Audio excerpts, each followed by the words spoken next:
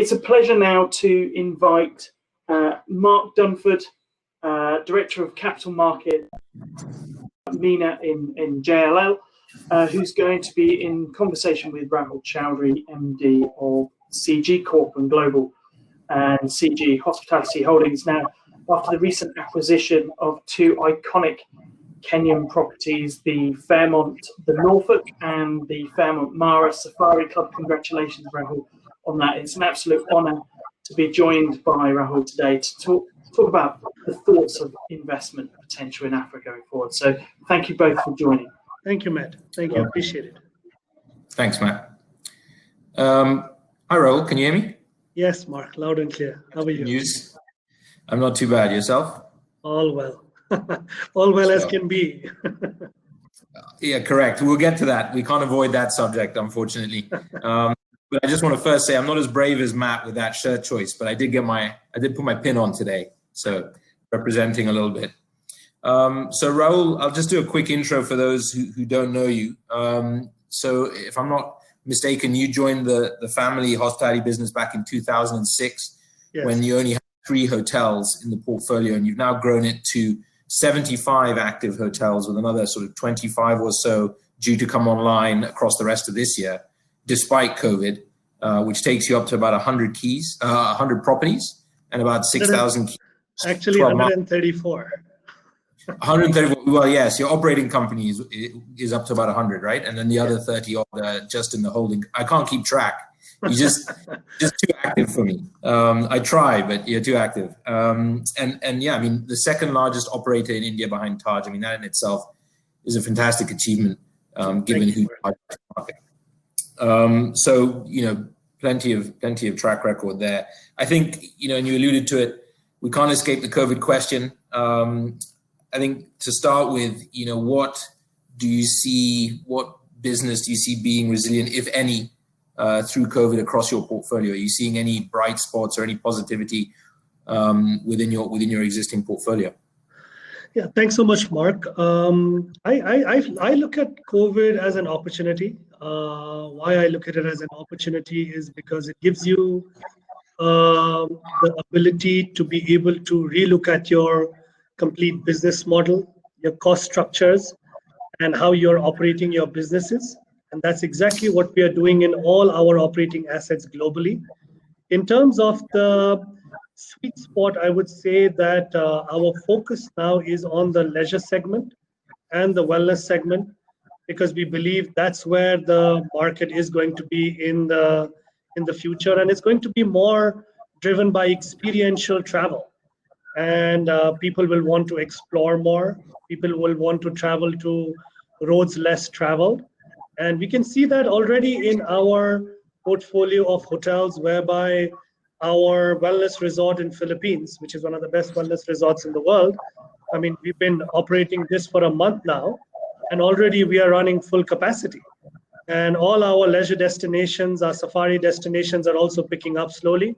So I think that would be the focus now. In terms of markets, I would say that any market that has been less hit by the COVID, I mean, giving an example, even Nepal, markets like Bhutan, markets like Taiwan, markets that have been able to contain the COVID situation, I see that those are the markets where travelers would like to visit in the near time future.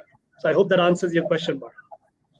It does. I mean, so, good point regarding the Philippines. Are you seeing inbound traffic, or is it domestic at the moment? Or it's all no, it's all domestic market. And to be very honest with you, I think all the markets in the world, major markets in the world, should prepare to focus on the domestic market in the short run, because I don't think that inbound traffic is going to come anytime soon, because it's not in your control, right? Sometimes you have your own travel restrictions, and then your captive market have their own travel restrictions.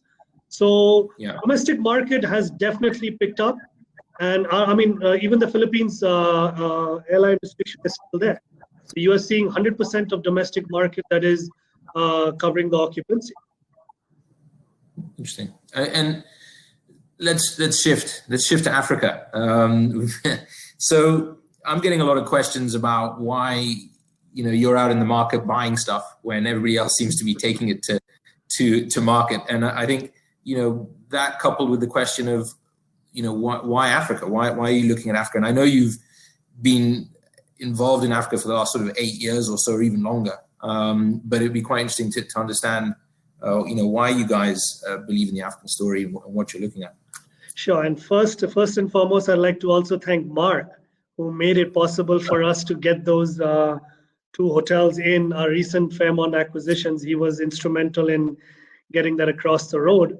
Now, just to answer the question, we've been in the African market, East African market, for almost 8-9 years now, and we made our first investment in Kigali, and we built the hotel ground up, but unfortunately, due to various reasons, we landed up in some problems there. But better late than never. At least we managed to get a lot of experience and exposure in the African market, and Kenya to us is the gateway to East Africa, just like New York to America. So no better place to be than Kenya. Of course, Kenya has its ups and downs, but it is a very resilient market, just like the hospitality space itself. So we strongly believe in the East African market, also because we feel there is a lot of space because there were limited brands when we stepped in about 5-6 years back, and we have our own brands. But now that we stepped in with Fairmont, with the 2 assets in Masai Mara and Nairobi, we're also looking at other East African markets such as Uganda, Tanzania. I think Rwanda will have to wait for a while now. But I would say that these are the 2 markets that we would like to focus on, because your rates are always good in these markets, especially Kenya. It still holds on. Yeah. And we believe that you have the first mover advantage in the East African market as an investor. Yeah, you touched on a good point as well regarding resilience. I mean, I've had a lot of conversations during COVID about how people think Africa is going to come out of this. And to be honest with you, the consensus is that Africa is used to seeing periods of 3, 4, 6 months of downturn due to election disturbances or, Ebola or whatever it is, some sort of unfortunate terrorist incident. So in actual fact, Africa is probably quite well prepared, or the African tourism industry is probably already quite well prepared for this sort of incident. Sure. I agree. East Africa's, I'm a biased opinion, but East Africa is the way into Africa in my view. But for the next sort of 1, 3, 5 years, how is your strategy going to play out? What is your plan? Obviously, everyone is on a survival mode right now. So I think that for the next 1 or 2 years, I think this is going to go on.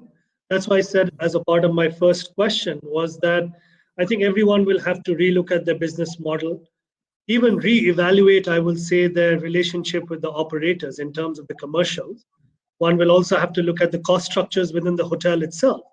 So survival is going to be key for the next 2 years, because costs you can control, revenues you cannot.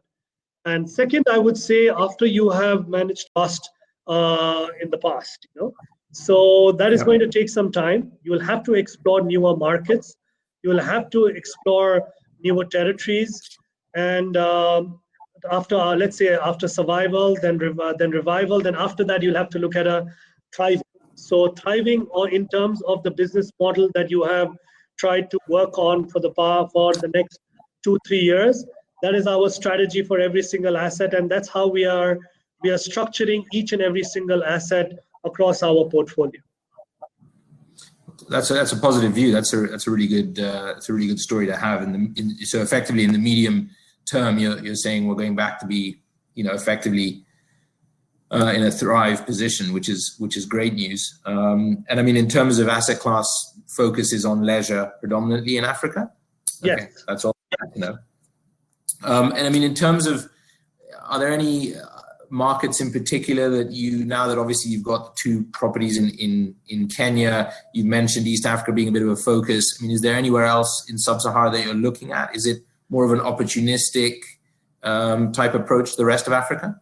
Yes, I think it's a mix, Mark.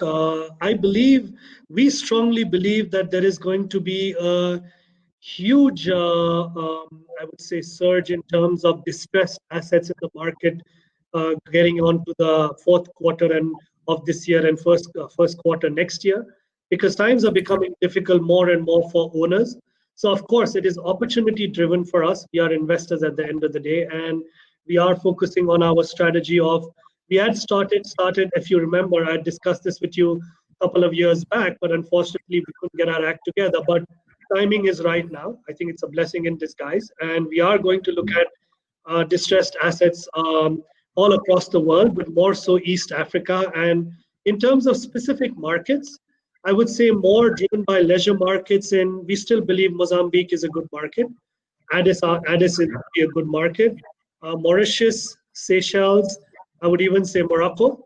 So all these are leisure-driven markets, but like I said, opportunity will take over more than the destination. But I mean, we are here to stay in Africa, and we want to grow.